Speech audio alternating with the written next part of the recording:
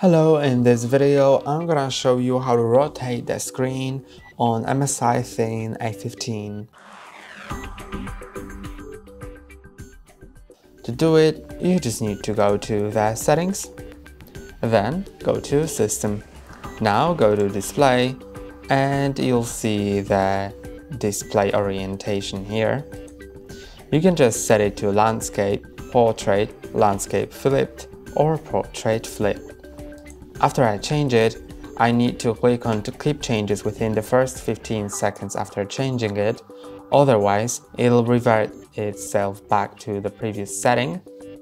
So I'm just gonna return it back to the landscape and click on keep changes. That's all for today. Don't forget to like and subscribe. See you next time.